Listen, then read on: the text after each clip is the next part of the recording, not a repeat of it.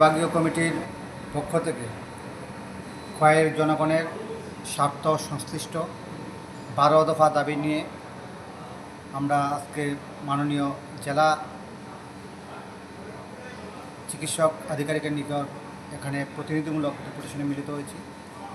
আমরা গভীর উদ্বেগের সঙ্গে লক্ষ্য করছি যে আমাদের খোয়াই মহকুমা হাসপাতালগুলিতে বর্তমান সময়ে চরম অব্যবস্থায় এবং নরক গুলজার হিসেবে পরিণত হচ্ছে।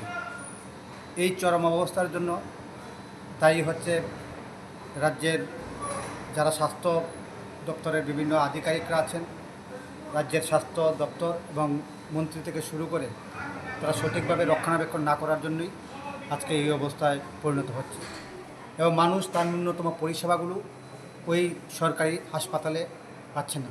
এর ফলে তাদেরকে বাধ্য হয়ে বিভিন্ন বেসরকারি চিকিৎসালয়ে এবং বেসরকারিভাবে চিকিৎসকরত ডাক্তারদেরকে দেখাতে বাধ্য হচ্ছে।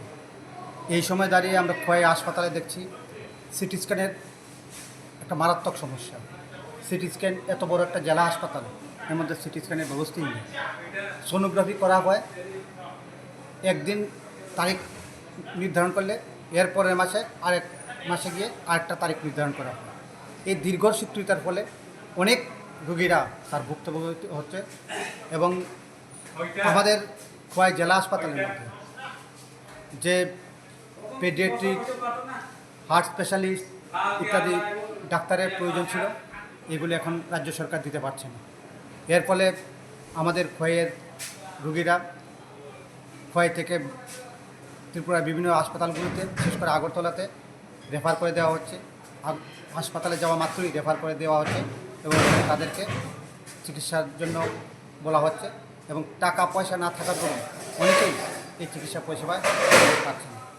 আমাদের হাসপাতালগুলোতে যে ল্যাব ছিল, এই ল্যাবগুলি ঠিকমতো পরিষেবাই দিতে পারছে না, ইনস্ট্রুমেন্ট নেই।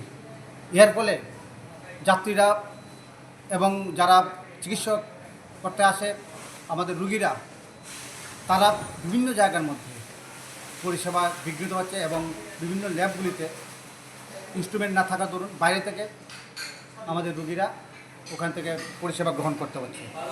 আমাদের